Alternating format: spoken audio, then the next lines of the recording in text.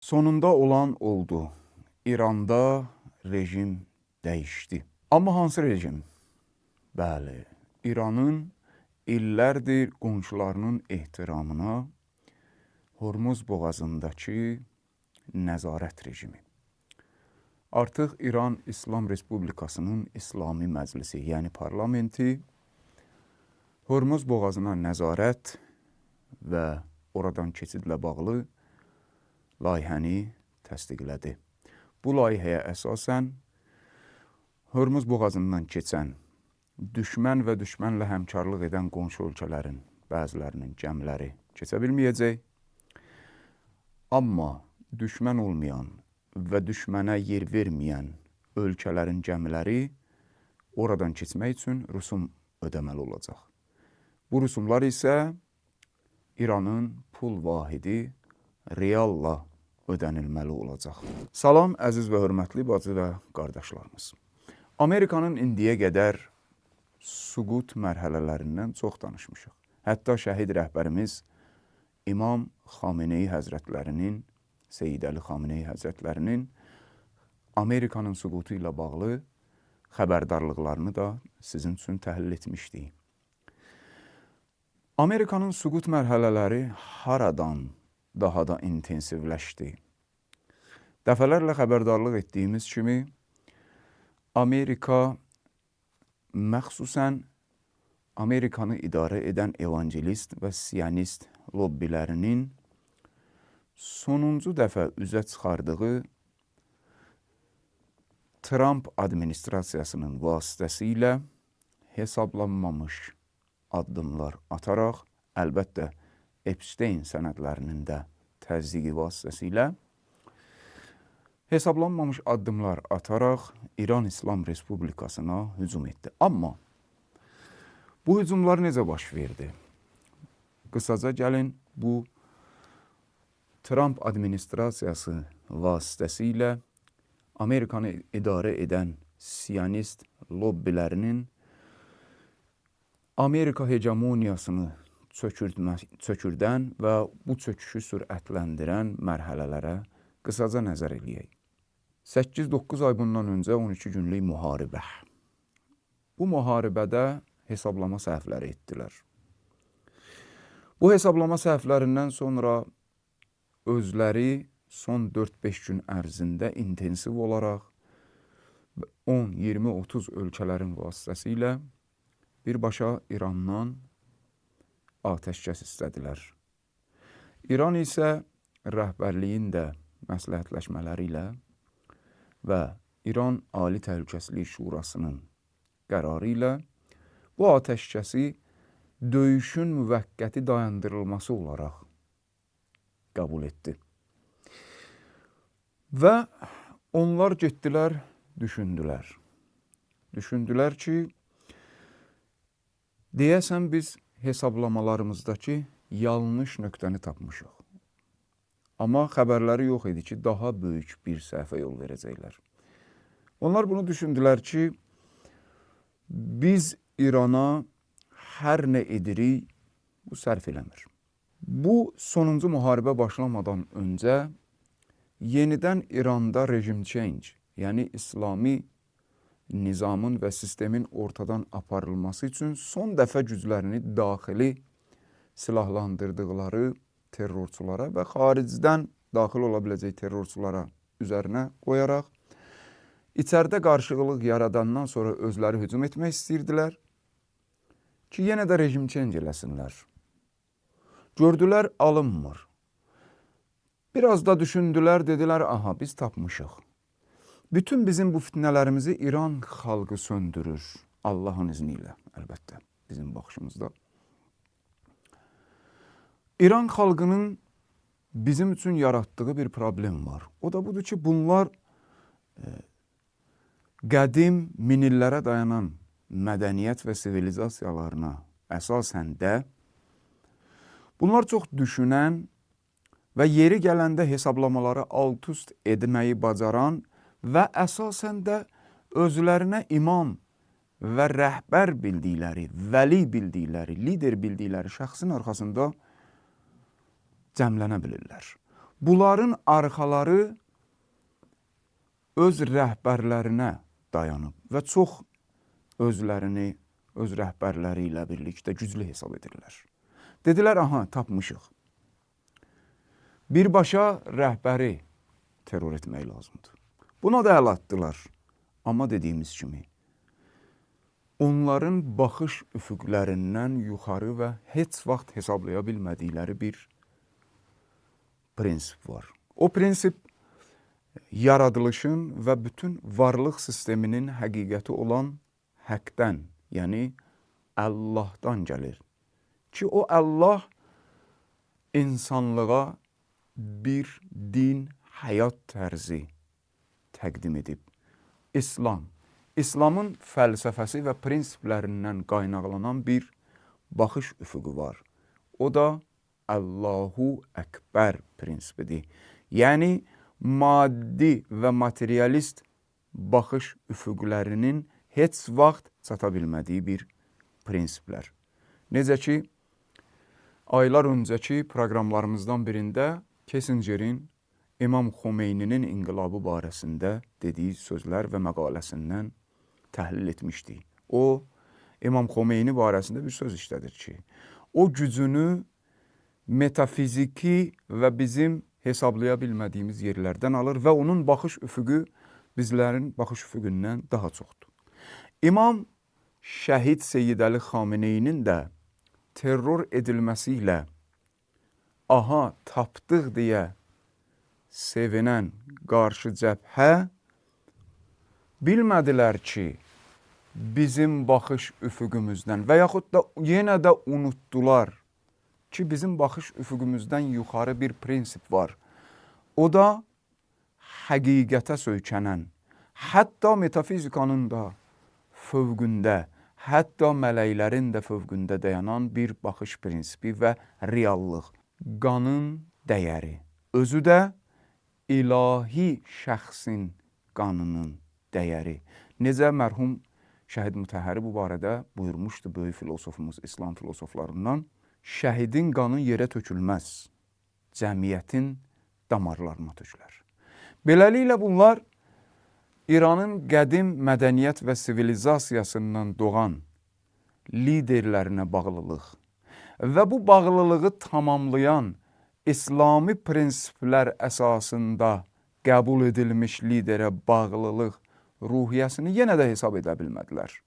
Və o liderin qanı töküldü həm İran xalqının, həm də qlobal olaraq bütün azadlıq sevər insanlar və fitrəti vicdanı zərrə də olsa oyaq olanlar, ağlını zərrə də olsa işlədə bilənlərin damarlarına. Və hesablaya bilmədikləri ikinci məsələ də burada bu idi. İlahi və həq Taalanın sünnəsi və ya öz vücudundan ərsəyə gətirdiyi yaradılış sistemində qoyduğu dəyişməz qanunlardan biri də budur. Hər şeyin öz məqamı var və məxsusən də Allaha bağlı olan mümin, yaşayan, Allahla yaşayan, həqiqətlə birbaşa birləşib yaşayan insanların da qanlarının məqamı fərq edir özlərinə görə. Hər insanın qanı, şəhidlərdən söhbət gedir, öz məqamında iş görür. Amma İmam Xameneyi və belə deyək, Allahın son höccətinin yer üzündəki köməkçisi olan Seyyid Əli Xameneyinin qanı dövrümüzdə bütün qanlardan üstündür. Axmaqlıqlarından bunu da hesablaya bilmədilər. Və bu gətirdi işi o yerə çıxartdı ki, artıq vəziyyət 180 dərəcə bunların hesabladığından daha pis mərhələlərə qədəm qoydu. Necə bəzi medialarda eşidirsiniz, gülünc, hətta Azərbaycanın özündə də gülünc fikirlər səsləndirilir. İranda filan şey çatışmamazlığı, çörək çatışmamazlığı, nə bilim, su çatışmamazlığı. Xeyr, dünya bu dəqiqə onun şokunu yaşayır. İngiltərənin medialarından tutun, Qərbin bütün mediaları və məxsusən Amerikanın mediaları bir şeyi fəryad edirlər. İran bütün sahələrdə, sektorlarda iqtisadi, hərbi, jeopolitik, kəşfiyyat, siyasi, diplomatik arenalar, bütün bu sektorlarda hazırda qalibdir. Və Amerika və onun tərəfdaşları, məxsusən Siyonist rejimin boğazını sıxıb. Bunu bütün Qərb, biz sizlərə də təqdim etmişik, Qərbin öz politoloqları deyir. Hətta Neftali Bennett ki, Siyonist rejimin, qondarma rejimin keçmiş baş naziri idi Netanyahu məlundan öncə, o da 2 gün bundan öncəki çıxışında Siyonist rejim kanalları, səhv eləmirəmsə Kanal 12 olmalıydı, oradakı müsahibəsində dedi. Düzdür, daxili problem kimi çıxartdı bunu ki, Netanyahu heç nə edə bilmədi. Qəzzədə dedi, qalib gələcəyi olmadı. Livanda qalib gələcəyi olmadı. İndi gəlib bilir ki, hamısının başı İrana qələbədən danışırdı. Tamam əksinədir. Bütün bu mərhələlər bunların axmaq hesablamalarından doğdu. Bəzi medialar tərsinə göstərməyə çalışır. Amma qarşı tərəf bilirsiniz nə deyir? Deyir ki, əksinə heç kəs, onlar heç kəs deyəndə özləri və tərəfdaşlarını nəzərdə tuturlar. Hörmüz boğazından keçə bilmir heç, neft və qaz keçirdə bilmir heç. Hətta bunun gübrəsi var, saymışdıq əvvəl, müxtəlif maddələr var ki, iqtisadları bir günbəgün çökürdür. Günbəgün çökürdür. Yəni, iqtisadi və strateji, yəni geopolitik baxımdan bunlar bu fəryad eləyirlər ki, bir dənə İrandır ki, gündə milyonlarla dollar qazanır oradan, istədiyini buraxır və rüsumunu da alır. Amma bizdə necə təbliğ edirlər bəzi medialarda, İranda? İranda mən yaşayıram. İranda vəziyyət qarşı tərəfi o qədər qıcıqlandırır ki, o qədər əksinə dönüb ki, hətta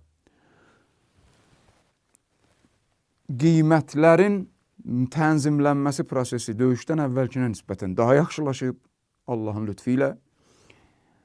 İranda LNG o CNG o qazlar var. Biri var maşınlar benzinlə işləyir, biri var qaz. Benzin yerindədir və qaz doldurulacaq yerlərdə, stansiyalarda qazlar havayı verilir. İranda kommunal xərclər döyüş başlayandan kommunal xərc alınmır.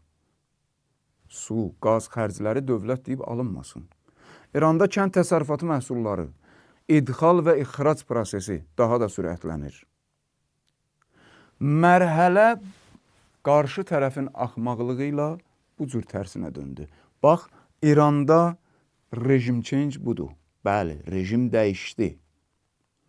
Amma necə dəyişdi?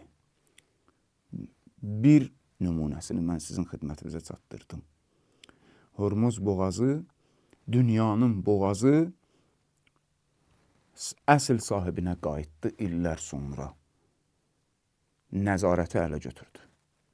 Və bu suqut mərhələləri, bunların axmaq hesablamaları o qədər tənəzzül elədi ki, dediyimiz rejim change iddiasından Trump administrasiyası və Qərb gəldi düşdü, Hörmüzü xilas eləyək. Hörmüzü xilas eləyək alınmır. Nə eləyək? Trump görürsünüz də dünən bugün yeni başlayıb. NATO'dan çıxacaq, sizinlə görüşəcəyik, bizə kömək eləmədiniz, filan eləmədiniz, bəsmən eləmədiniz. İndi bu gün də çıxıb yeni danışır ki, özünüz bilərsiniz Avropa ölkələrinə. Özünüz bilərsiniz. Mən ki oradan götürəcəyim yoxdur ki. Əvvələ yalan deyir. Amma gücü çatmır. Burada iki məsələ var. Hər ikisi bir nöqtəyə qayıdır. Zuhur hökumətinin zəminəsini yaratmaq prinsipi əsasında qurulan İslam Respublikası İran qarşı tərəfə həqiqi qüdrət göstərdiyinə görə Trump və onun administrasiyası və onu idarə edənlər başlarını itirib, 50% budur. 50% də budur ki, başlarını itirdiklərinə görə saniyə ilə planlarını dəyişirlər ki, İranın əlindən xilas ola bilsinlər və bir anlıq qafil edə bilsinlər çaşdırıcı sözlərlə İranı ki, bir zərbə vurub nəsə göstərə bilsinlər. Təbiidir, bizim şəhid rəhbərimiz də təkid edirdi. Düşmən hər kim olur olsun, kiçik sayma. Bu, ağılın və məntiqin də işidir. Amma söhbət həqiqi qüdrətin bugün hansı cəbhədə olmasından gedir. Hörmüz boğazı, bax, rejim dəyişikliyini bu cür göstərir. Digər tərəfdən, diqqət eləyin, keçən səfər proqramlarımızdan, son 2-3 proqramlarımıza baxın, orada Yəmənin daxil olmasından danışdıq, 3 ehtimal danışdıq. Yəmən bir aydan sonra döyüşə daxil oldu. Bəzi yerlərdə qələbəni qaralamaq istəyənlər, güya ki, indi bir media dalğası yaratmaq istəyirlər ki, Yəmən İranla arası dəyib. 12 günlükdə də bu işlərdən gördük Hizbullah məsələsində, Livan cəbhəsi məsələsində. Yəmən, nə bilim, İran sözünə baxmırdı, daxil olmurdu döyüşə, güya Yəməni İran sonra təhdid elədi. Bəzi yerlərdə deyirlər, Yəmənə deyib ki, nə bilim, puluvu kəsəcəm, filan eləyəcəm. Xeyr. Yəmən əvvəl gündən, necə deyirlər, bizdə loru dillə, cilo gəmirir. Hər gün bəyanat verirdi ki, biz lazım olanda daxil olacaq. Bu onu göstərir ki, bütün bu böhtanlar boşdur. Puç əslində danışmağa mən ehtiyac duymuram burada. Amma maraqlıdır, Yəmən bir aydan sonra meydana daxil olur. Hansı hadisələr baş verdi? Yəməni 3 ehtimala baxın o proqramımıza. Orada ehtimalları verəndə müəyyən qədər toxunduq bu məsələlərə. Ümumi şəkildə İran İslam Respublikası işi müəyyən yerə gətirib çıxardıb və o yerə gətirib çıxardandan sonra Yəmən daxil olur. Hara gətirib çıxardıb? Bütün öz strategiyasını İran məsullarının dediyi üzərə 20 ildən çoxdur bu döyüşə hazırlaşıblar. Dəqiq şahmat oyunu kimi gedişatlarını atdığı hər addımın hesablayan İran Yəməni mərhələli şəkildə icazə verdi ki, döyüşə daxil olsun. Çünki Yəmən kartının üzərində çox hesablamalar var bundan sonra.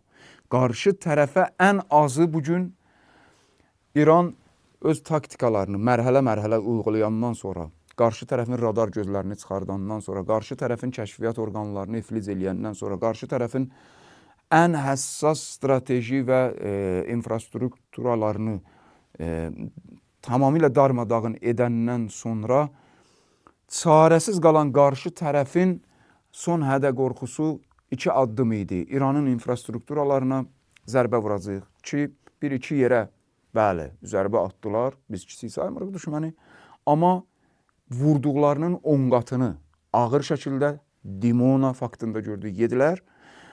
Quru məsələsini şişirdirlər. Amerikanın öz cəbhəsi və ekspertləri bar-bar bağırır. Hərbi ekspertlər, hərbiçilərin özünün arasında indi ixtilaf da orada.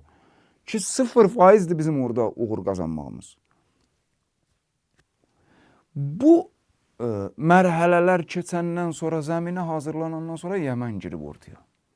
Qarşı tərəf gücünü böyük dərəcədə itirəndən sonra bütün o dediyimiz, sadaladığımız sektorlarda, media sektorunda, siyasi sektorda, kəşfiyyat sektorunda, prestij məsələsində, iqtisadi çöküş məsələsində Yəmən təzə döyüşə daxil olur. Onların son hədəsi, quru hədələri ilə birlikdə.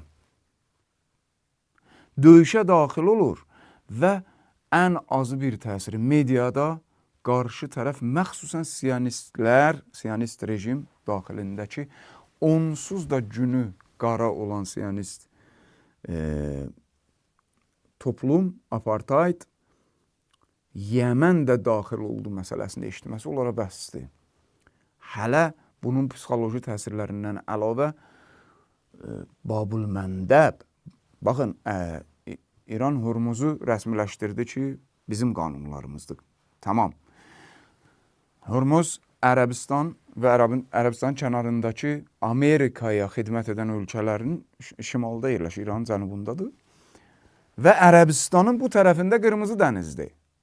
Və bu Qırmızı dənizə gedən yol Babul Məndəbdir. Yəmən meydana daxil olmasıyla Babılməndəb qorxusu çoxaldı qarşı tərəfdə.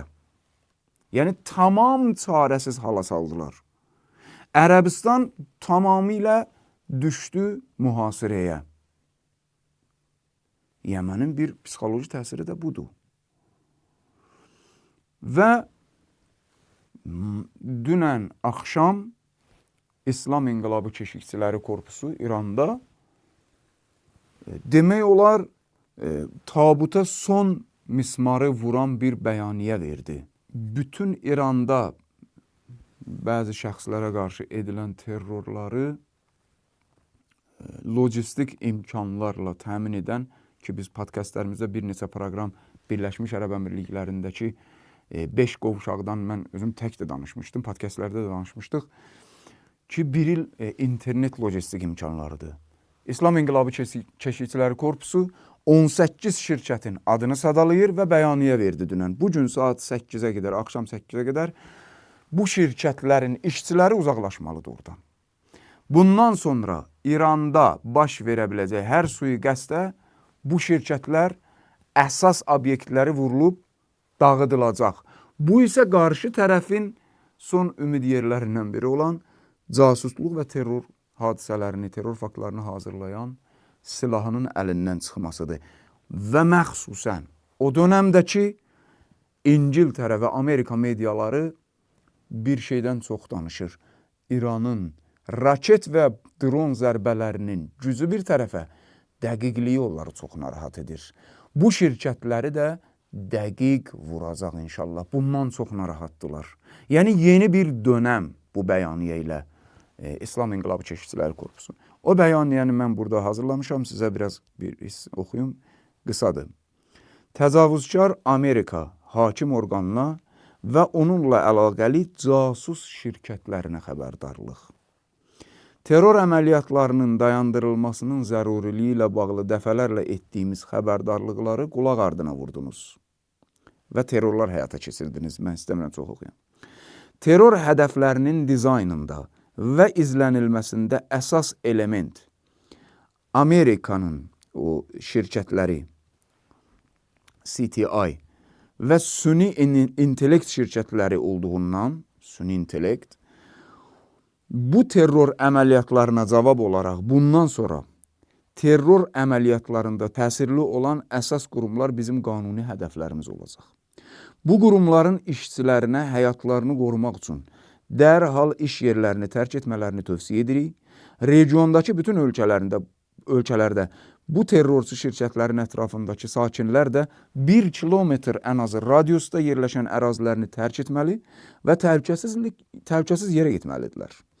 Terror aktında fəal iştirak edən şirkətlər istənilən terror hücumuna qarşı qisas almaq üçün hədəf alınacaqlar. Bundan sonra hansı terror cəhdi oldu, bu şirkətlər gedəcək. Onlar 18 şirkət sayıblar. Onların əsasları ki, siz tanıyırsınız, bəlkə də görmüsünüz xəbərlərdə də, bəzilərinə toxunaq. Cisco, HP, Intel, Oracle, Microsoft, Alma, Google, Meta, IBM, Nvidia və Tesla və digər bu kimi şirkətlər, Boeing şirkətləri, GE şirkəti, G42 şirkəti və s. Bu şirkətlər hədəf alınacaq. Sözün qısası, İranda rejim dəyişib, bəli, amma Amerika və qarşı cəbhənin düşündüyünün əksinə dəyişib. Amerika və siyonist rejimdə insanlar küçələrə tökülüşüb ki, müharibəni nəyin bahasına olursa olsun dayandırın. Amerika və siyonist rejimdə insanlar və onlarla birgə siyasi qurumlar təzyiq edirlər ki, müharibəni günü bugün dayandırın. Amma İranda xalq küçələrdədir. Olmaya kimsə dövlətdən müharibənin dayandırılmasına işarə edə biləcək, hətta səhvən işarə edə biləcək bir söz işlədər. Fərq buradadır. Rejim dəyişib və İran xalqı qarşı tərəfin cəmiyyətindən fərqli olaraq müharibənin bacarılan qədər hər nəyin bahasına olursa olsun uzadılmasını istəyir. Sübh yaxındır. Sizləri sübhün sahibinə əmanət edirik.